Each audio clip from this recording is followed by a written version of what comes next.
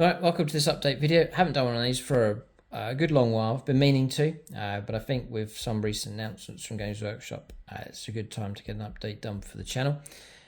So, usual format here. Towards the end, I'm going to go through a faction rundown just to give you an update on the armies.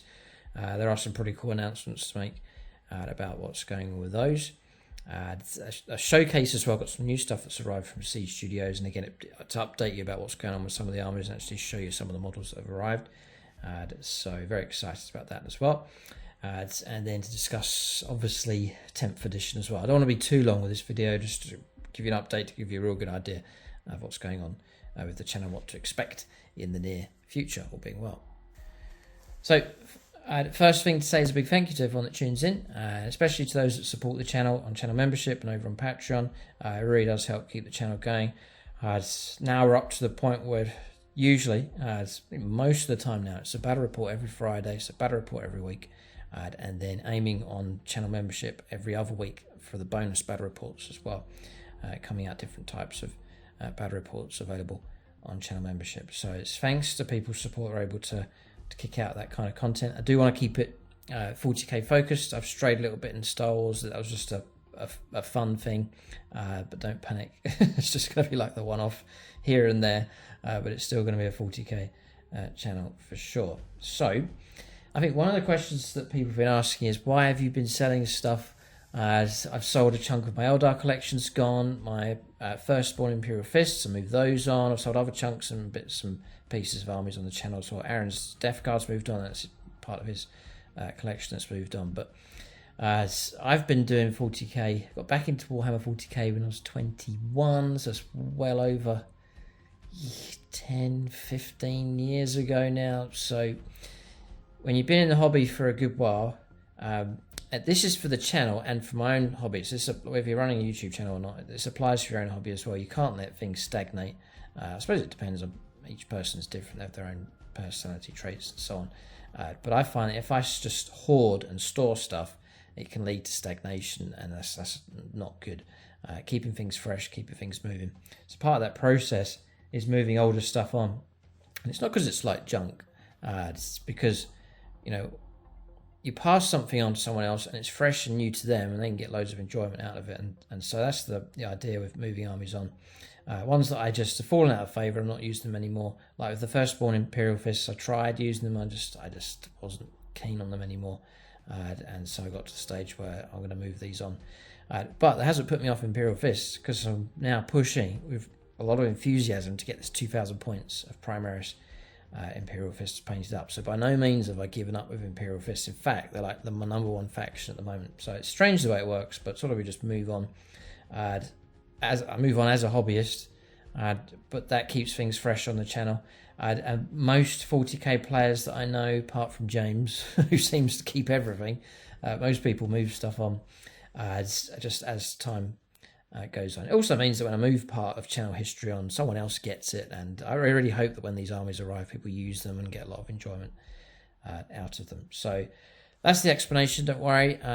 In fact, it's interesting, it's strange the way it works. When you clear something out, and encourage you, maybe you don't do this, but encourage you to do it. If you've got a cupboard that's full of old stuff, half-started armies, things you're never going to paint, dust them off and move them on. It clears out space. It also clears like a compartment of your brain as well. I firmly believe that. It just sort of helps you just clear your head at the same time.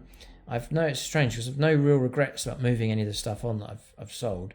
And it clears a space for something else to to occupy. So I've got rid of the Firstborn Fists, and then just really enthusiastic about doing Primaris Fists. Just Imperial Fists are coming back, but it's a complete refresh with them. And it's the same with the Eldar. I've shifted a big chunk of my collection on, but I'm planning to expand that collection perhaps beyond what it's ever been before. So again, good news for Eldar fans on the channel. There is an expansion planned in ways that, well, you'll just have to see, but hopefully the plans are to expand with them. So it's not like a retreat, it's more like taking a few steps back for a bigger run-up. That's the way I'm sort of approaching this one here. There may be more stuff to come in the future, just the natural way things are going to work. So out with the old, in with the new, just that gradual rotation. I think the channel would die off if I played the same armies and the same lists over and over and over. And it's the same with your own hobby. You know, if you got, depends on your personality, but for a lot of people, if you just got stuck on the same thing over and over, it can lead to stagnation, which isn't good. So you'll see, we'll update the factions and talk a bit about that as we go along. So, as I said, big thanks to everyone that supports me on the channel. There's different ways you can do that. If you just watch the videos, like and subscribe and share the videos, that's absolutely fantastic. It's much appreciated. And then if you want to support the channel, there is YouTube channel membership now, which is brilliant. You can stay on YouTube. You don't have to go to an alternate website. You can stay on YouTube and watch all the bonus content that's available. So very briefly, if you click on join, you'll see the different tiers that are available.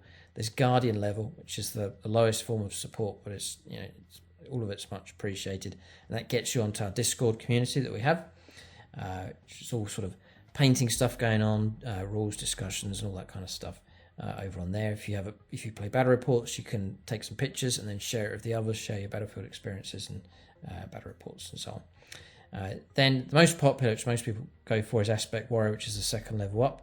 That gets you Discord access. You get loyalty badges. I think you get that for Guardian level as well. It means that whenever you make a comment on YouTube, you get the little icon badges, and they change over time the longer you stay a member. And then it unlocks all of the exclusive content that we have. So just everything that's available. So the army development videos, the Big Push battle report series, Beat the Bear battle reports that we do, league battles that I sort of mix them up between channel membership and YouTube. And there's other stuff on there, sort of secret projects, which is one running at the moment.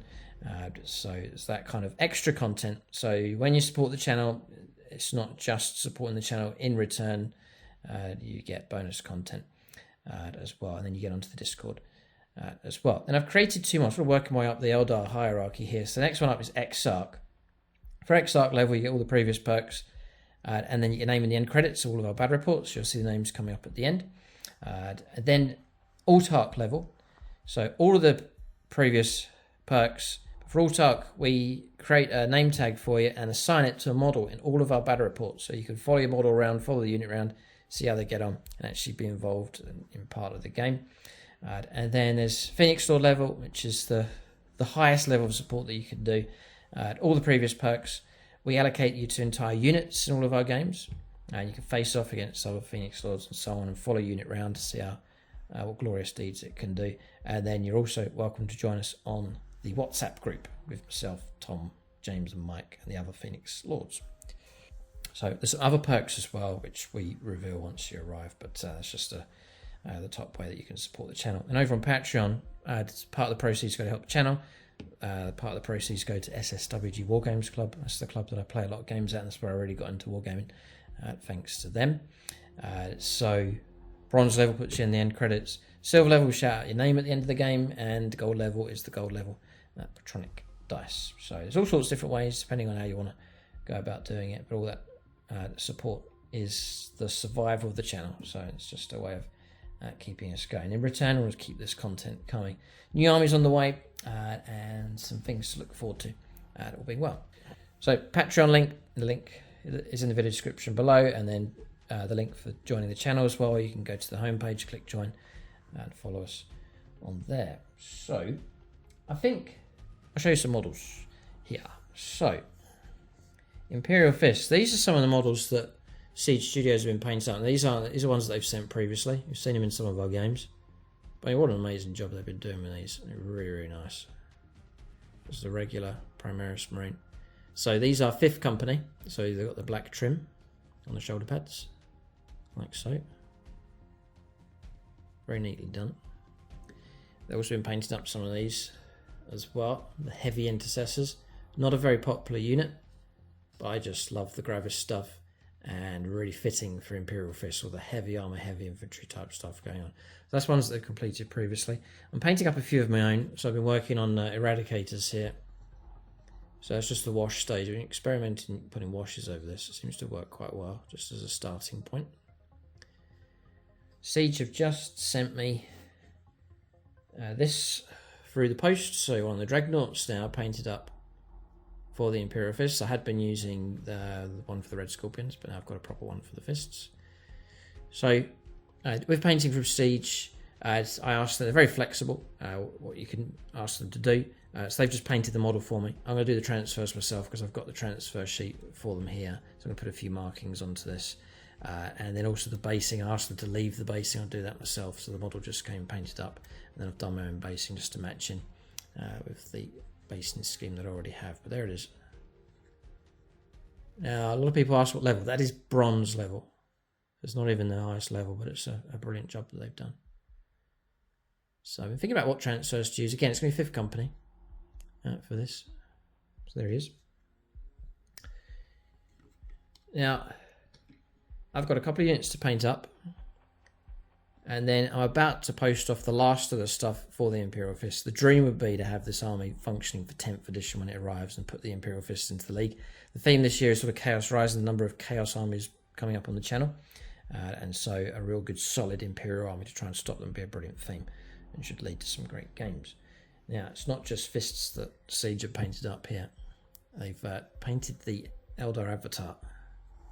Again, I got asked them to paint the model, and then I've done the basing myself to match in the rest of my Eldar army. I asked them just to paint the flames, and then I did the basing myself, and then added a bit of glow to it, so those flames are sort of licking the ground. Not singeing the grass, so pretty good. I could do that actually. I could maybe singe the grass a little bit on it, make it a bit brown or whatever. But there he is, and then you can see the detail on the sword. Nice job. I've used him in a game just recently. The video should be out. So Eldar against World Eaters. What a game that was. You can check him out. He's in action. Yes, he gets into close combat. And he does kill some things. You have to see if he survives and how well he does. But that's the avatar. I think I might add a transfer on here. I'm not sure. I'll check the artwork and so on just to see where transfers can go. But other than that, he's finished the basing. I'm happy enough with that. So Eldar avatar. Absolutely glorious model. If you have Eldar, then you've got to get the new sculpt. Really, really good. So that's him. There's some other stuff that they've sent, but they're all part of secret projects, so I can't reveal them here. If you're on channel membership, you'll not know, but there's an army that's being put together secretly. And there's been a massive leap forward. About 400 points worth of those models have now been painted up. So exciting times for that project as it pushes forwards. So again, not to keep this too long in this video. 10th edition's on its way. They're saying it's coming this summer. So I'm happy to hear that because I think 9th edition is bloated with rules and it's a bit of a headache, especially when you're trying to run multiple factions and stuff. And there's one comment always stands out that I remember from one of the videos, and that was that Warhammer 40,000 is the game of rules that you forget, and that's a sad reputation to have.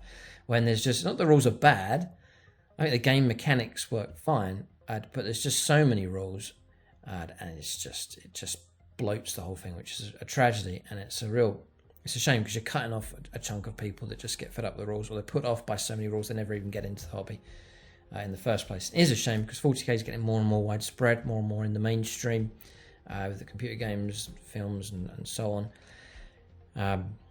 And so it's a shame when people go to play the game and they're just put off by the rules. So hopefully Games Workshop are able to strike that balance, keeping the depth, which they did brilliantly with 9th edition, really reflecting the way armies should play in the rules, which they really achieved very, very well indeed.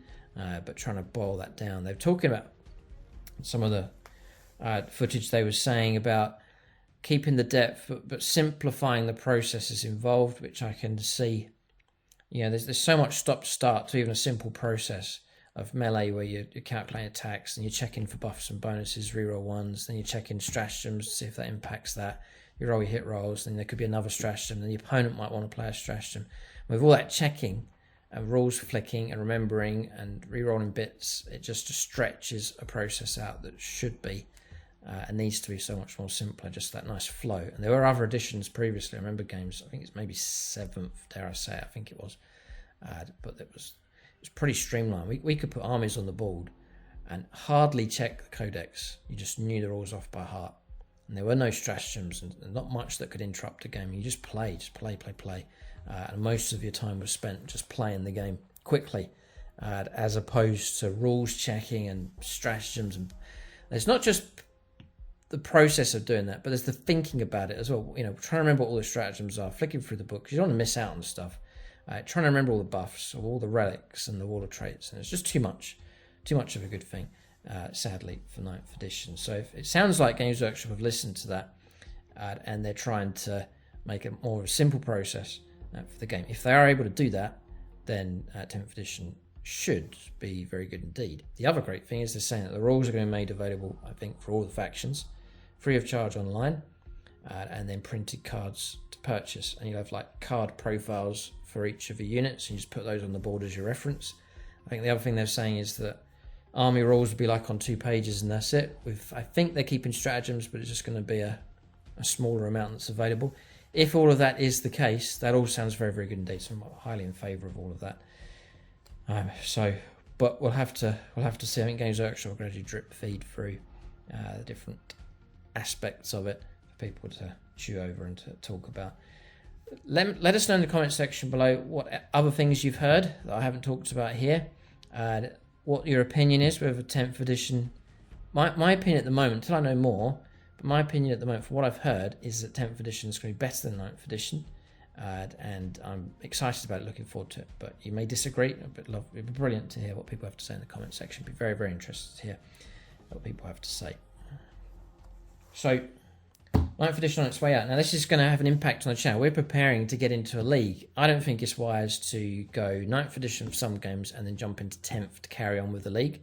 So, if 10th, this is the plan. If 10th edition is coming in summer, then I think we'll play some games of 10th edition quite rapidly, pick some armies that we really feel like revamping and getting ready, and then just start the league in the summer time, and then just play with as many armies as we can. So do the switch over with them, you know, points, which units are good and so on, get lists going, and then throw those armies into the league.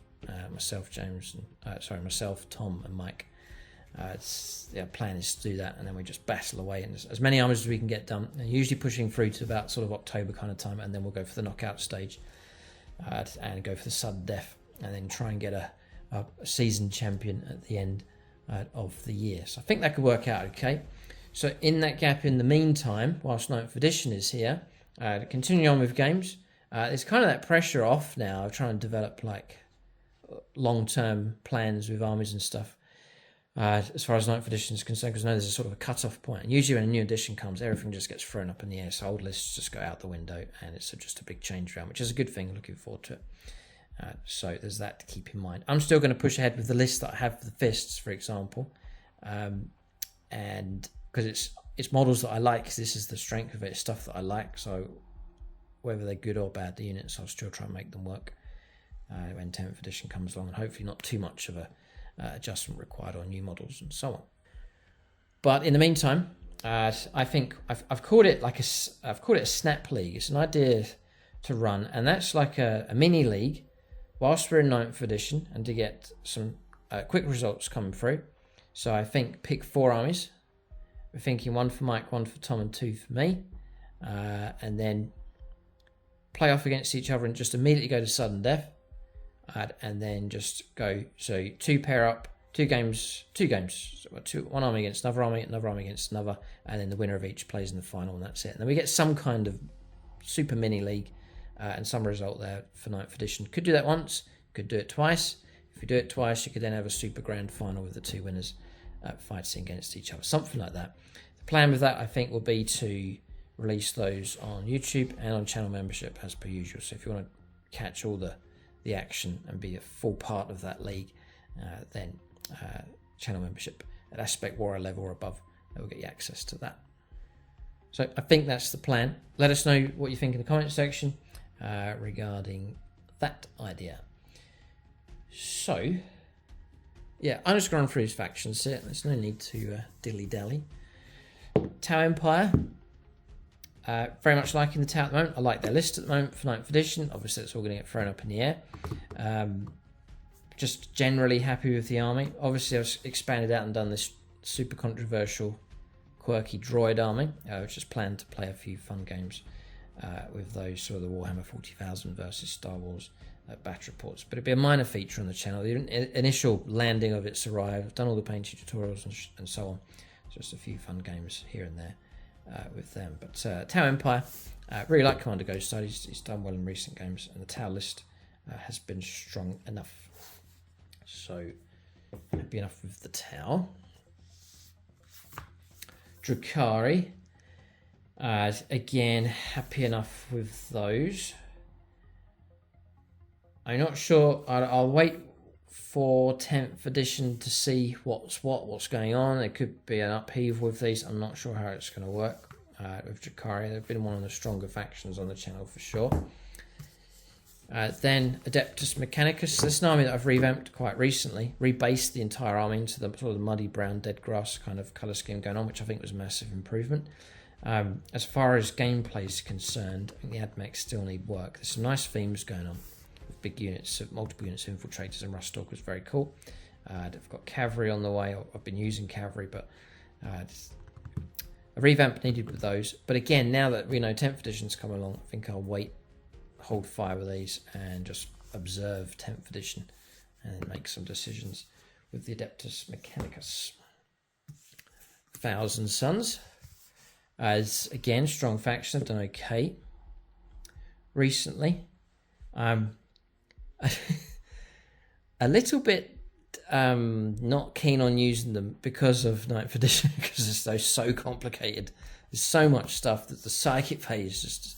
It's partly my fault because I've got so many psychics, but then again, it's Thousand Sons. But there's just so much psychic stuff, and just for 9th edition, this is one of the more of the headache type armies. So this is one of the factions I'm hoping that if the rules are simplified and streamlined, that these will benefit from it. Also, I'm hoping for the Grey Knights as well, because they're difficult enough to run because the psychic phase is so big for them as well. Let me know if you're a Thousand Sons player and you think the same, but these have been, glorious codex, amazing models, and not that the rules are bad, but there's just so much stuff with such an expanded psychic phase to Thousand Sons. There's just, and even when we film our battle reports, these ones go on so much longer. Necrons, still one of my favourite armies. Love the colour scheme for these. I have a list proposed for them with new units on the way, some fantastic concepts and so on. Lower priority at this current point for painting stuff up. Again, I may hold fire with these and see what comes up for 10th edition. The army is fully functional. I can run it for 9th, no problem. As far as big changes are concerned, then I'll watch 10th edition with interest. There's plenty of units. This is a larger collection here, so I can pull upon different units and really change the list around quickly enough without having to paint up new stuff, but I do have new stuff on the way. Yeah, there's Chaos Space Marines, so Mike's running Black Legion. Congratulations to him for painting up that 2,000 points Black Legion. Absolutely brilliant job. So, been fantastic to see those on the channel. There's a major incentive to get the Imperial Fist painted up. Is to have them face off against Black Legion. Absolute classic. So there's so many classic lineups for the fists when they're done. Just looking forward to that. Obviously there's Tom with his World Eaters force as well. Brilliant job. He's now got to the stage of its pure World Eaters, 2,000 points. Brilliant project, headed up by Angron, other potent characters as well. So really, really good job with those. Mike's got his Necrons. Mike's got Custodes now as well, filling that gap nicely on the channel. And then for the channel going for 11 years, roughly, and no Genes to the Cults whatsoever, managed to keep an uprising away from the channel. But now that's changed. Tom has painted up 2,000 points of Genes to the Cults. So we've played the first 1,000 points stepping stone game, the Big Push Battle Report over on channel membership. The plan is to do another battle on membership at 1,500 points to see how they get on. And then eventually 2,000 points. We'll get a game of those, and we've got a fully functioning Gene Stealer Cults army on the channel. It's exciting times if you're a fan of Gene Stealer Cults. There's been a gap on the channel for a while. Obviously Tyrannid's well represented, but Gene Stealer Cults has been a gap. That gap's now been closed thanks to Tom and his ability to paint an army in 2 weeks, which no one quite knows how he's able to do it. That's just my reference for some Forge World bits like the Hazard battle suits for the Tau. The Orcs are in a pretty good spot. I need to rebase the infantry to bring them up to the proper basing size. I might rebase the army, maybe. There's a few new units, but again, it's a large enough collection. Still not drawn towards the Beast Snagger side of things for the Orcs. Do like painting up the odd unit just to mix stuff up. But again, I'm kind of going to watch 10th edition, I think, and see what happens from there. And this is what's going to happen with a lot of armies. They're just going to be in limbo for a while, with functioning lists for 9th edition that work okay, but as far as pushing them out any further, it'd be worth waiting for 10th. So, Blood Angels.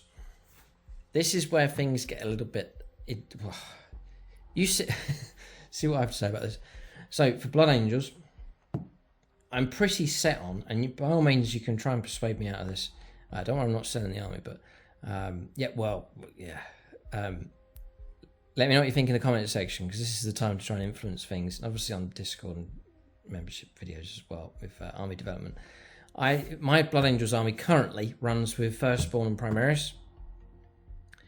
I'm of the opinion of going opposite to the current flow mostly, and I want to ditch my Primaris stuff. It just doesn't fit right for my Blood Angels, and I want to go Firstborn, similar to what I've done with the Space Wolves.